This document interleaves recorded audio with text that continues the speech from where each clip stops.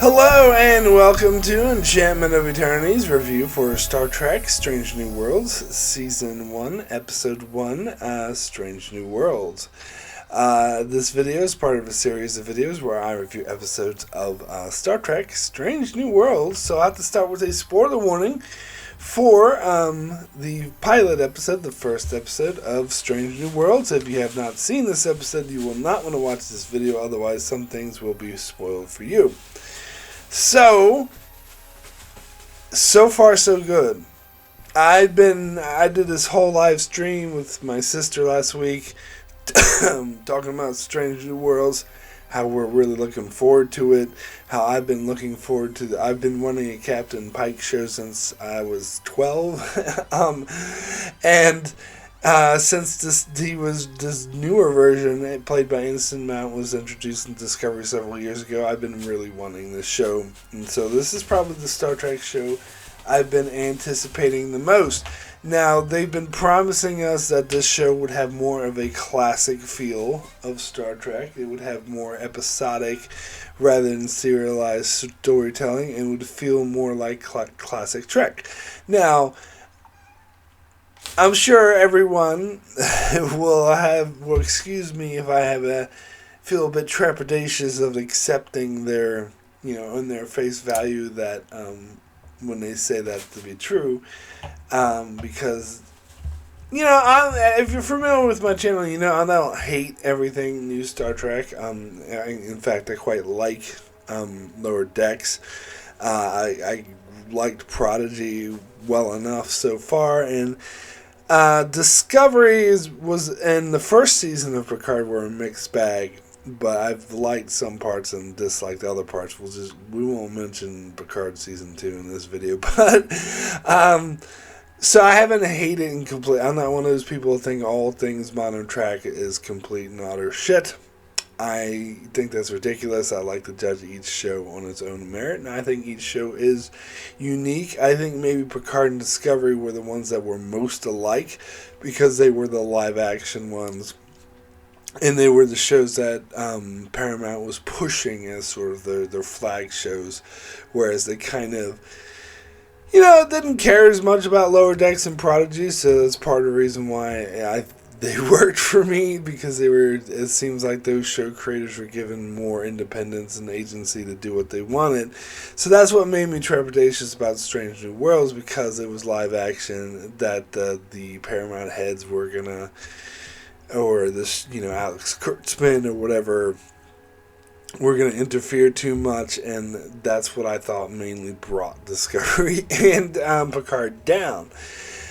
So, pilot episode, I absolutely love it. I think they absolutely delivered on the classic Trek feel. This if the pilot episode is any indication of what the entire feel and tone of the show is going to be, which I believe it is, then they are correct. This felt more like a classic Trek. In fact, this felt like a pilot episode from a 90s Trek. This felt like an emissary from Deep Space Nine, or a caretaker from Voyager, or Encounter at Farpoint from Next Gen, but of course much better than that. That was a bad example of a pilot.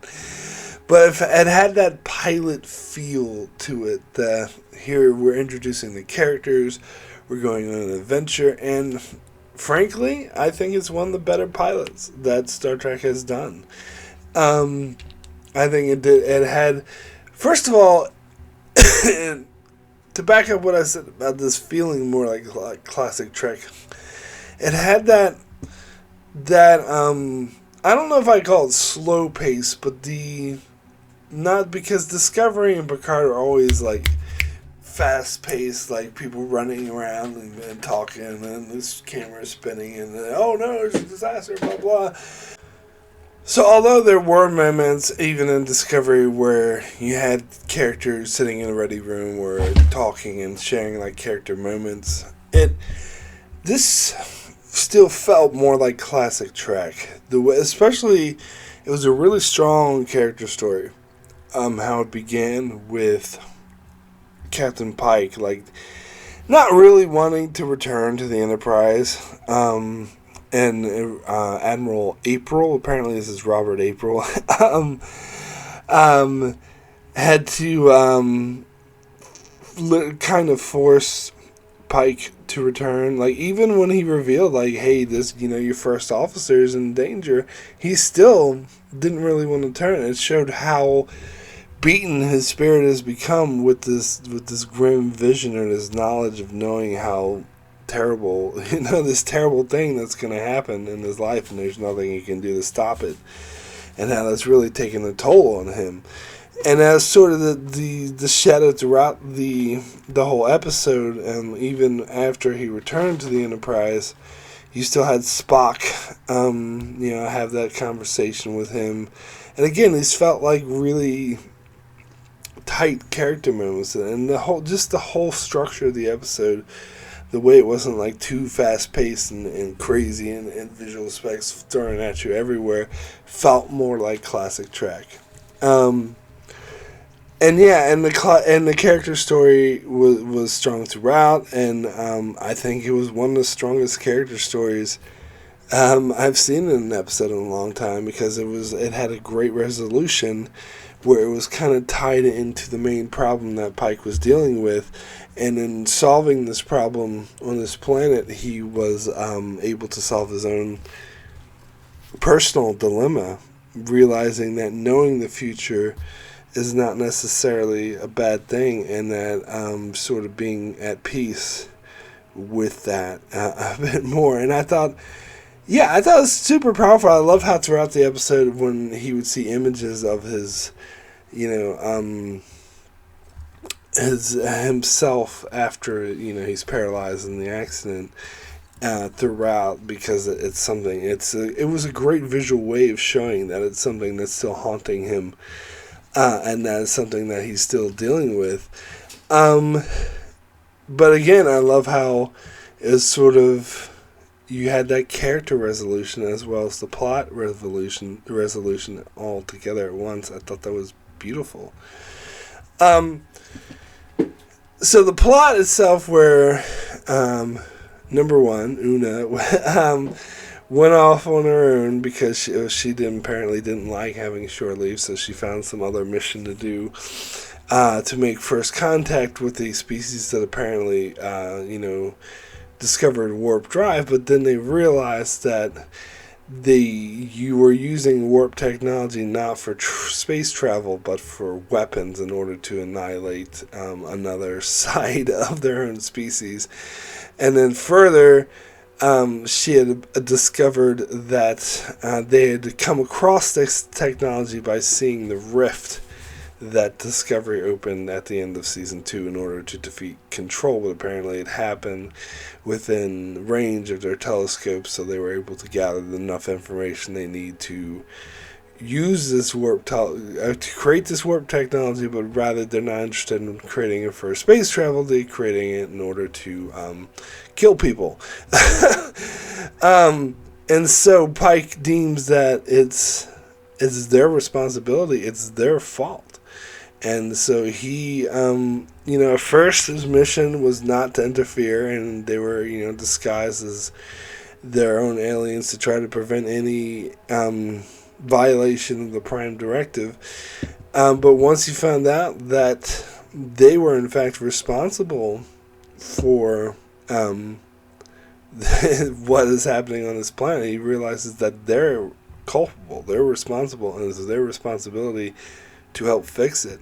And I actually find it a bit weird that number one was like, oh, well, you're going to violate the Prime Directive, and he's like, screw the Prime Directive or whatever. But is he really violating the Prime Directive? I would think that the Prime Directive doesn't apply, because the Prime Directive is to prevent the natural interference with the natural evolution of the planet, but this is not the natural evolution. This was directly the result of interference from Starfleet. Now, it kind of ties into the whole Discovery Rift thing being classified, and I think that's why the Admiral is saying that he had to really go to bat and call in all of his favors to make sure that Pike and Spock weren't arrested or whatever. But really, it does it seemed like the logical argument would be they're responsible, so it's not violating. So it is not a violation of the Prime Directive because they're not interfering with the natural. But then again, to admit that they're responsible, they have to admit to this discovery thing, which apparently, the judge decreed that no one ever speak of it ever again. Kind of like the Simpsons thing. So maybe they can't admit that it's their fault and it's their responsibility to clean it up, and so that's why the Admiral had to call in these favors to get Pike off the hook. But still, it's like, I don't know. I do like how this episode handled the Prime Directive. This is something I noticed in recent years, going back and looking at a lot of classic Trek episodes, the TNG, DS9, Voyager episodes, that a lot of people have a lot of issues with the Prime Directive and don't like the way it was applied in many episodes, and thinks that it's a bad policy, or at least the way that Picard or Janeway would apply it was nonsensical. Or Archer, even though it wasn't really around back then. But I actually side more with the Prime Directive. There are cases where I do believe, yes, like where Picard just let an entire species die and didn't even try to save him when he had the power to do so. Yeah, that was because the Prime Directive is to protect a species' natural development, and if they're all dead, then you're not really protecting anything anyway. Even though if they were supposed to die naturally, it's still, I don't know, that's when it gets a bit more questionable. But overall, I really absolutely believe in the Prime Directive. Just looking at our own history and how a lot of indigenous people, their entire culture, their entire way of life has been destroyed by more advanced cultures coming in and interfering with them. So I absolutely, if applied to a space travel thing, the Prime Directive is a great policy, and I absolutely believe in it. But as Picard said in the episode Justice, another great episode, it shouldn't be used as an end-all be-all. It should be flexible, and you should look at the certain situation. And I think in this particular situation, Pike was completely correct.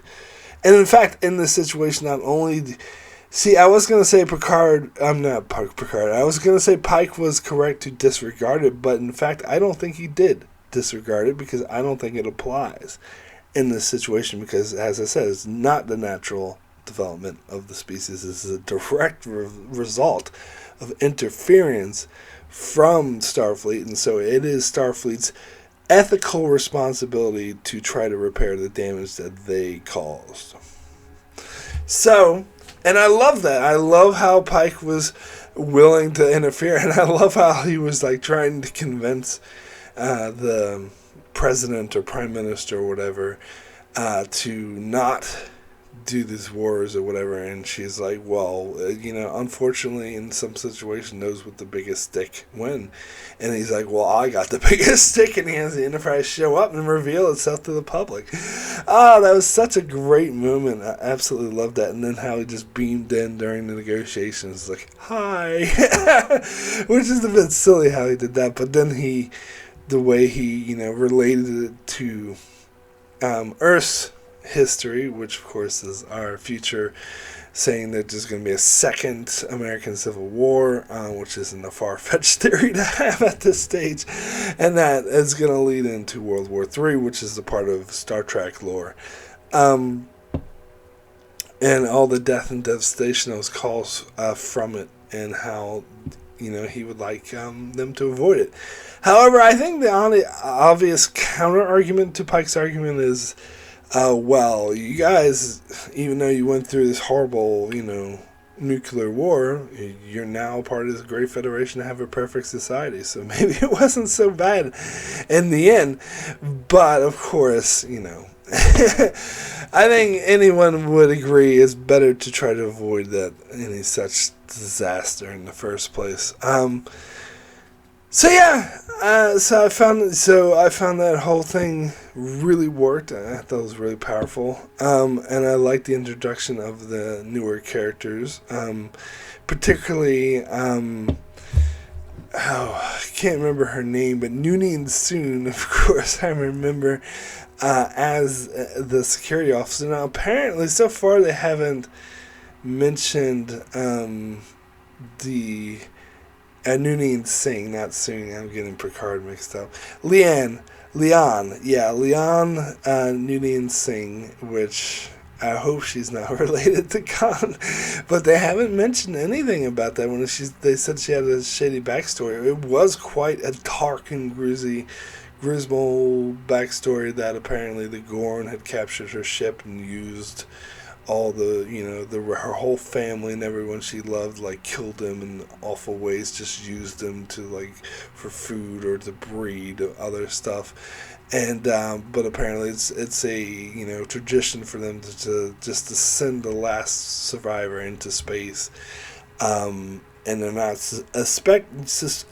expected to survive, but apparently Una, the ship she was on, rescued her, and Una in particular helped get her life back together, but she has this really grim disposition. Of course, this does break canon because Arena was supposed to be the first encounter any Starfleet or Federation society had with the Gorn. They never heard of the Gorn before then. In this episode, she casually says the Gorn, like everyone knows who they are. But you know what? I don't care. I'm not gonna hold that against it. That doesn't bother me too much. I mean, fine. As I said, I'm fast and loose with changing some of the canon in the original series because they weren't like really planning on this strict universe building when they were just writing episodes for 60s television. So fine, I don't mind that little break in canon, but I did notice it. But yeah, and her character was really interesting. I wasn't clear on whether or not she was already assigned to the Enterprise, but apparently not. Apparently she was just assigned as the first officer for this one mission, and Pike didn't know her. Apparently Spock knew her, and as we see, Una knew her.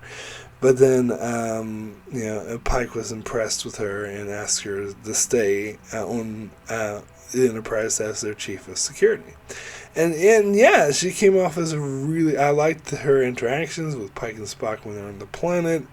That was all really good stuff. I'm a bit iffy about the whole Spock romance scene. I mean, I thought there were other references throughout Star Trek that saying that Vulcans only have sex during Pongvar. Like, from just the episode of Mock Time, you can imply it well. Just because they have sex during Pongvar doesn't mean that's the only time they have sex. But that's something like Trip and other people used to taunt to Paul, and I think some people in Voyager actually taunted Tuvok about this several times, specifically saying it only happened every 7 years. So this is probably a bigger break in canon, but again, I'm not that worried about it. I mean, maybe a little bit worried, but it's not a deal breaker for me. I don't know. They just wanted to have some sexy times with Ethan Peck and have show him with his shirt off. Fine, whatever. And I was a bit confused how she proposed to him because I thought they were betrothed from from when they were children. I always knew they were going to get married. But I guess this is kind of, and she apparently will appear again more this season, so they're probably going to set up more on why she eventually decides to leave him for another man, which happens in Amok Time. But yeah, I don't know. So I'm not as interested in that. Although I did think it was a funny line when Pike called him and it was like, Spock, you're naked. And it's like, no, I am not, Captain. And then what's her name? Yeah, his fiance is in the background saying he was about to be before you called. And I love that how they never broke like Vulcan character in the whole way they talk. And it was interesting that the waiter kicked them out for kissing. That was taboo. Probably not because of they have a taboo of sex or affections. More of they have a taboo of showing emotion, and they felt like kissing was showing too much emotion in public.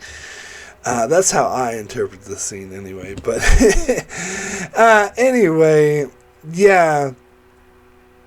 So other characters we didn't see as much of. Dr. Omega, Ortega, of course, is coming off as a really interesting, quirky pilot, and Horror. They just introduced her, and she's like, "Oh, well, I do like the one scene she had where she was able to like relate to that person from the planet they beamed aboard who regained his memory." Who was running around the ship. I thought it was a bit silly that Nurse Chapel had to go chase him down. Why didn't you just call security and have them do it? Like, why does it have to be Chap? The whole time I'm thinking, why don't they just call security and have them, like, sedate him? But anyway, I did like how Uhura was able to sort of calm him down because she knew about his culture from studying his planet, and probably from all the communications, and it is showing her as being a really smart in her field, even as a cadet. So yeah, I did like that. So this whole episode worked for me. I really liked it. So my rating for Strange New Worlds, and I'm talking about the episode. It is weird that they called they called the episode after the show. I don't know if that's, I've never seen that done before. But anyway, my rating for Strange New Worlds out of 10 is a 9. Excellent. I think this is an excellent episode. A great start to the show. A great character story for Pike. Did a great job of introducing the characters. It had that classic Trek feel that I think Discovery and Picard lacked. Not Lower Decks, but Lower Decks is more of a comedy, so it's good to see a dramatic Star Trek with that classic Star Trek feel, and I really, really look forward to this show, and I have such high hopes that this season will not disappoint me the way that some other seasons that just came out did. So that's it for my review of Star Trek Strange New Worlds Season 1, Episode 1. Be sure to check me out every week as I continue to review the show, and I'm so happy to do so. So great to be reviewing a good Star Trek show. And also be sure to check out my channel as I cover many more Star Trek stuff. I will be covering the finale of that dumpster fire, the Star Trek Picard. Unfortunately, I'll release that in a couple days. Thank God that's finally over with, though. And also cover all sorts of classic Trek as well, and also covering other shows like Star Wars Rebels, The Expanse, Better Call Saul, and more. So be sure to subscribe so you can keep up with all of that. And thanks a lot for watching.